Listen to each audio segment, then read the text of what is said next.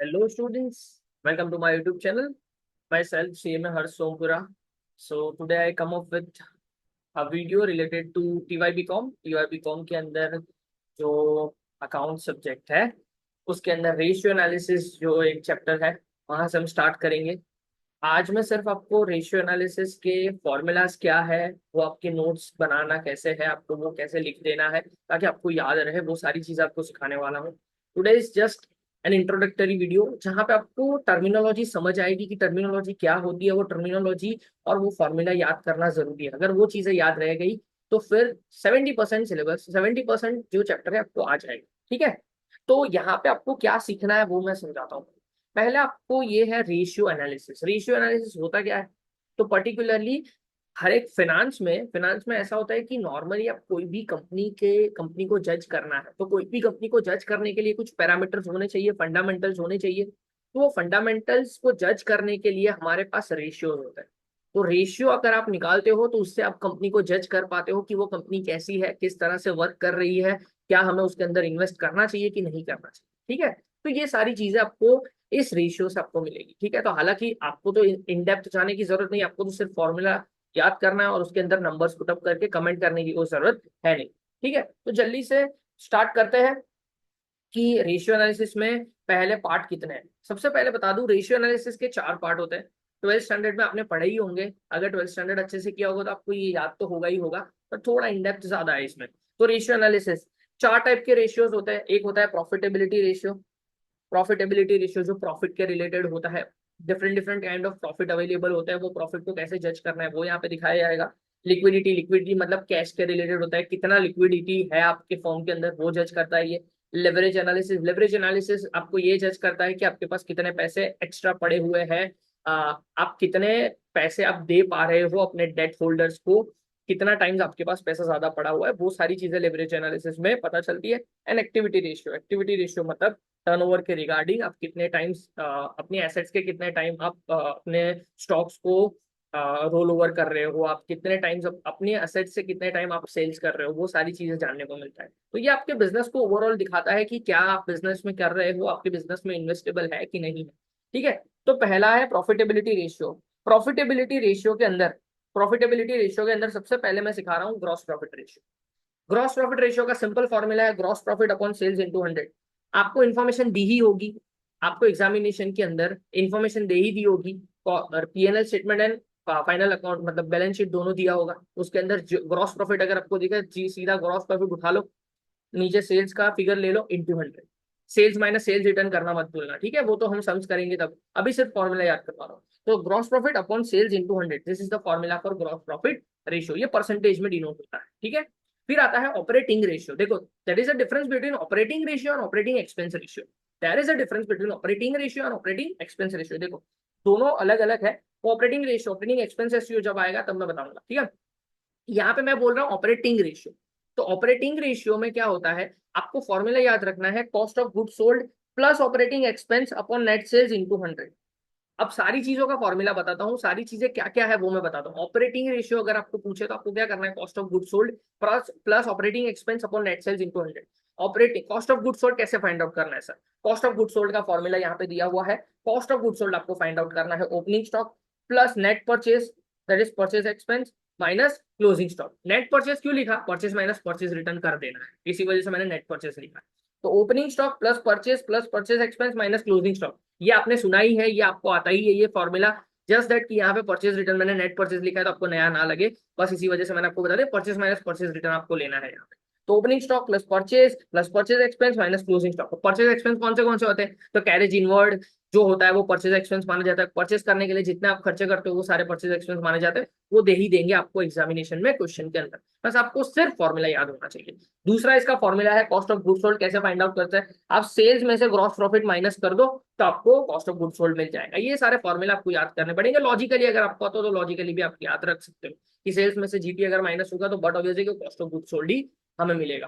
ठीक है, तो इस तरह के आपको कॉस्ट ऑफ गुड सोल्ड के 2 फॉर्मूला मैंने आपको बता दिए। ठीक है, ये दोनों में से जो भी एक फॉर्मूला आपके एग्जामिनेशन के क्वेश्चन के साथ मैच हो रहा है वो क्वेश्चन के साथ मैच करके आपको कॉस्ट ऑफ गुड सोल्ड निकाल देना है। ऑपरेटिंग एक्सपेंस क्या होता है? ऑपरेटिंग एक्सपेंस के लिए मैं आपको थोड़ा एग्जांपल दे देता हूँ। ऑपरेटिंग एक्सपेंस क्या होता है? नॉर्मली बिजनेस रन करने के लिए जो भी हम एक्सपेंडिचर करते हैं उसको हम बोलते हैं ऑपरेटिंग एक्सपेंस। नॉर्मली जो बिजनेस रन करने के लिए हम एक्सपेंडिचर करते हैं उसको बोलते हैं हम ऑपरेटिंग एक्सपेंस। जस्ट लाइक कि हम बिजनेस रन करने के लिए सैलरी पे कर रहे हैं, बिजनेस रन करने के लिए हम इलेक्ट्रिसिटी बिल पे कर रहे हैं। तो ये सारे खर्चे जो बिजनेस रन करने के लिए और प्रोडक्शन करने के लिए, सिर्फ बिजनेस रन करने के लिए और प्रोडक्शन करने के लिए जो खर्चे होते हैं ना, उसी को मैं ऑपरेटिंग एक्सपेंस बोलूंगा, बाकी सबको नहीं बोलूंगा। ठीक है, तो ये सब सम आएगा तब और अच्छे से समझा पाऊंगा, पर अभी के लिए सिर्फ इतना लॉजिकली याद रख लो कि ऑपरेटिंग एक्सपेंस मतलब क्या, कि जो बिजनेस एक्चुअली जो हमारा बिजनेस का पर्पस है, वो पर्पस को मैच करने के लिए जो मैं खर्चा कर रहा हूँ उसको बोलते हैं ऑपरेटिंग एक्सपेंस। ठीक है, तो cost of goods sold plus operating expense upon net sales into 100। Net sales लिखा है मतलब क्या, sales minus sales return into 100। सारे प्रॉफिटेबिलिटी में नॉर्मली सारे प्रॉफिटेबिलिटी रेशियो होंगे, उसके अंदर नॉर्मली सेल्स ही डिनोमिनेटर में आता है। तो net sale cost of good sold plus operating expense upon net sales into 100। I hope so clear है ये चीज। फिर उसके बाद जाता है नेट प्रॉफिट रेशियो। सिंपल है, जैसे जीपी रेशियो था वैसे net profit ratio. Simple, net profit after tax. Usually कुछ ना बोले तो नेट प्रॉफिट आफ्टर टैक्स आपको ले लेना है न्यूमरेटर में, डिनोमिनेटर में ले लेना है नेट सेल्स इनटू 100 कर देना है। That's it. तो ये आपका ये भी परसेंटेज में, ये तीनों के तीनों अभी तक मैंने तीनों तीनों जो बताए हैं वो तीनों के तीनों परसेंटेज में ही शो करना है आपको। ठीक है, तो हमने तीन तीन रेशियो सीखे, gross profit ratio, operating ratio, तीसरा नेट प्रॉफिट रेशियो। फोर्थ आता है return on capital employed. Return on capital employed, this is again an important thing. Return on capital employed बोल ही दिया कि रिटर्न ऑन कैपिटल एम्प्लॉयड, कि जिसके ऊपर आपको रिटर्न चाहिए वो डिनोमिनेटर में लिख दो। सिंपल है, ये फॉर्मूला याद करने का तरीका बता रहा हूँ, ये लॉजिक बता रहा हूँ आपको, ताकि आप हर बार ही रट्टा ना मारना पड़े। रिटर्न ऑन कैपिटल एम्प्लॉयड, तो कैपिटल एम्प्लॉयड के ऊपर कितना रिटर्न मिला वो चाहिए ना, तो कैपिटल एम्प्लॉयड जिस चीज के ऊपर परसेंटेज चाहिए उसको डिनोमिनेटर में लिख दो, तो कैपिटल एम्प्लॉयड को डिनोमिनेटर में लिख दो। अब न्यूमरेटर में क्या चाहिए, न्यूमरेटर में ईबीआईटी चाहिए, profit before interest and tax चाहिए। अब profit before interest and tax कैसे फाइंड आउट करेंगे हम लोग, वो समझ आएंगे तब आपको मैं फॉर्मेट बता दूंगा। ठीक है, तो अभी के लिए याद रख लो कि profit before interest and tax upon capital employed into 100 आपका फॉर्मूला है। इसका भी एक लॉजिक है, पर आपको वो लॉजिक और वो सारी चीजें इतना डेप्थ में जाने की जरूरत नहीं है ऐसे बीकॉम स्टूडेंट। ठीक है, तो profit before interest and tax upon capital employed into 100, और इसका दूसरा नाम है EBIT, earning before interest and tax. Interest और टैक्स पे करने से पहले आपका जो भी आपका प्रॉफिट है उसको डिवाइड, वो आपको कंसिडर करना है divide by capital employed into 100।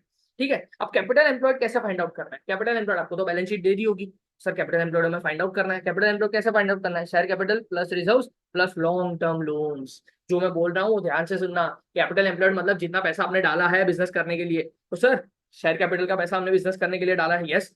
Reserve का पैसा भी हमारे पास होता है, वो एक्यूमुलेट करके हम क्या करते हैं, बिजनेस में ही रखते हैं, तो बिजनेस में यूज कर रहे हैं हम लोग। तीसरा लॉन्ग टर्म लोन, जो लॉन्ग टर्म के लिए लोन लिया था वो भी बिजनेस करने के लिए यूज कर रहे हैं, यस, तो वो भी क्या है हमारा कैपिटल एम्प्लॉयड माना जाएगा। तो कैपिटल एम्प्लॉयड मतलब क्या, share capital plus reserve and surplus plus long term loans, तो ये तीनों चीजें ऐड कर दो तो कैपिटल एम्प्लॉयड आपको मिल जाएगा। तो रिटर्न ऑन कैपिटल एम्प्लॉयड का फॉर्मूला है sir profit before interest and tax upon capital employed into 100। Capital employed का फॉर्मूला है share capital plus reserve plus long term loans, ये आपका फॉर्मूला है। ये कर दोगे तो आपको ये आंसर भी मिल जाएगा। तो इसका आंसर भी हम परसेंटेज में लिखेंगे। फिर इसके बाद आता है return on shareholders fund. Share holders fund, capital employed and share holders fund दोनों। अब मैंने बताया था ऑन जिसके ऊपर लिखे वो डिनोमिनेटर में लिख दो। देख लो, शेयर होल्डर्स फंड हम कहाँ पे लिखेंगे, डिनोमिनेटर में लिख देंगे। Share holders fund on return on shareholders fund, तो शेयर होल्डर्स फंड कहाँ पे लिख देंगे सर, डिनोमिनेटर में लिख देंगे। शेयर होल्डर्स फंड कैसे निकलता है, शेयर कैपिटल प्लस रिजर्व्स। सिर्फ शेयर कैपिटल प्लस रिजर्व्स करोगे तो शेयर होल्डर्स फंड आपको मिल जाएगा। शेयर होल्डर्स फंड लिखा है ना, कैपिटल एम्प्लॉयड नहीं लिखा है। शेयर होल्डर्स फंड मतलब क्या, जो ओनर के पास, ओनर की जो इन्फॉर्मेशन होती है, जो ओनर का कैपिटल होता है वही हमारा, तो शेयर कैपिटल प्लस रिजर्व आप करोगे तो ही आपका शेयर होल्डर्स फंड होता है। तो इसका फॉर्मूला ऐसे भी आप याद रख सकते हो कि PAT upon share holders fund into 100। PAT मतलब क्या, प्रॉफिट आफ्टर टैक्स। पैट मतलब क्या, प्रॉफिट आफ्टर टैक्स। इसमें लिख देता हूँ प्रॉफिट आफ्टर टैक्स। पैट मतलब क्या, profit after tax upon share holders fund into 100। अब शेयर होल्डर्स फंड मतलब क्या, equity share capital plus reserves into 100, बराबर है, सिंपल। तो ये आपका फॉर्मूला है return on shareholders fund. Return on share holders का फंड फॉर्मूला है आपका सिक्स वाला। Return on equity share holders fund, equity share holders fund के लिए आपका बोल दिया return on equity share holders fund. There is a difference between return on shareholders fund, sorry, there is a difference between return on shareholders fund and return on equity shareholders fund. Return on share holders बोले तो आपको क्या करना है, profit after tax ले लेना है upon share capital. अब इसमें equity capital and preference capital दोनों ले लेनी है, प्लस रिजर्व एंड सरप्लस आपको दोनों ले लेना है। ठीक है, लेकिन जब आपको स्पेसिफिकली बोल दे कि return on equity share funds आपको निकालना है, क्या निकालना है, इक्विटी शेयर फंड्स। तो आपको क्या करना है, प्रॉफिट आफ्टर टैक्स में से प्रॉफिट आफ्टर टैक्स आपको निकला है और उसके अंदर से प्रेफरेंस डिविडेंड आपको माइनस कर देना है, और ये जो आएगा वो आपको कंसिडर करो। क्या कंसिडर करना है, return on equity share holders fund बोले तो return on equity on on जिसके ऊपर बोले वो आपको डिनोमिनेटर में लिखना है। तो इक्विटी शेयर होल्डर्स फंड्स आपको डिनोमिनेटर में लिखना है। तो डिनोमिनेटर में हम क्या लिखेंगे, equity share capital plus free reserve into 100, equity share capital plus free reserve into 100 हम लिख देंगे। और ये मैंने आपको अभी समझा कि पैट माइनस प्रेफरेंस डिविडेंड आपको कर देना है। PAT minus preference dividend upon equity share capital plus free reserves into 100, मतलब equity share holders funds. Simple है। तो ये आपका फॉर्मूला है return on equity share holders fund. जो चीज स्पेसिफिकली बोल रहा हूँ लॉजिक के साथ बता रहा हूँ, होप सबको याद रह रही है, नहीं याद रह रही है तो 3-4 बारी वीडियो देखो, याद रह जाएगी। ठीक है। फिर आता है earning per share. Earning per share कुछ नहीं करना है, जो ऊपर हमने किया न्यूमरेटर में वही न्यूमरेटर में लिख दो। पीएटी, पैट में से आप क्या कर दो, प्रेफरेंस डिविडेंड लेस कर दो। ये जो आया प्रेफरेंस डिविडेंड में से सॉरी पैट में से प्रेफरेंस डिविडेंड आप लेस कर दोगे तो जो भी आपके पास आएगा उसको बोलते हैं हम, नॉर्मली फाइनेंस की लैंग्वेज में बोलते हैं EAES, earning available to equity share holders. Earning available to equity share holder divide by number of shares कर दो। अर्निंग पर शेयर है ना, एक शेयर के ऊपर कितना अर्न किया, तो इक्विटी शेयर होल्डर्स के लिए जितना भी पैसा बचा divide by number of shares कर दो। तो कितना पैसा बचा सर, प्रॉफिट जो प्रॉफिट आफ्टर टैक्स बचा उसमें से हम प्रेफरेंस डिविडेंड माइनस कर देंगे, जो पैसा बचा वो इक्विटी शेयर होल्डर्स के लिए है, तो इक्विटी शेयर होल्डर्स के लिए जो पैसा बचा divide by number of equity shares कर देंगे तो हमें EAS पता चल जाएगा। डन है। एंड फिर डिविडेंड पर शेयर हमें निकालना है। Dividend paid, dividend per share कैसे फाइंड आउट करेंगे सर, डिविडेंड पेड एक शेयर के ऊपर जितना डिविडेंड, जितना टोटल सॉरी जितना डिविडेंड टोटल आपने पे किया है divide by number of shares कर दो तो डिविडेंड पर शेयर आपको मिल जाएगा। एकदम सिंपल सिंपल सा फॉर्मूला है। पी रेशियो, पी रेशियो आपको याद रखना है, जो आपको MCQ में भी पूछ सकते हैं, आपको बड़े क्वेश्चन में भी पूछ सकते हैं। PE, price upon earning. P मतलब मार्केट प्राइस, ऊपर लिखा है जो पी है वो मार्केट प्राइस है, मतलब मार्केट प्राइस अपॉन EPS, ये आपका फॉर्मूला है। Market price of share upon EPS into, बस दैट्स इट, ये आपका पीई रेशियो है, market price upon EPS, market price of share upon earning per share, तो वो आपका क्या हो जाएगा, पीई रेशियो। तो these are your profitability ratio, ये आपके प्रॉफिटेबिलिटी रेशियो है। इसकी नोट्स शेयर हो चुकी है टेलीग्राम चैनल, अगर आपने नहीं ज्वाइन किया है, टेलीग्राम चैनल है हमारा HS edification for BCom only, BCom के लिए टेलीग्राम चैनल है, वहां पे मैंने ये PDF शेयर कर दी है, तो आप वहां से जाके आप लर्न कर सकते हो। ठीक है। तो नेक्स्ट वीडियो के अंदर हम आगे के 3 जो भी पार्ट है हमारे liquidity ratio, leverage ratio and activity ratio वो हम कंप्लीट करेंगे। Thank you so much for the lecture, we shall meet in the next. Thank you so much.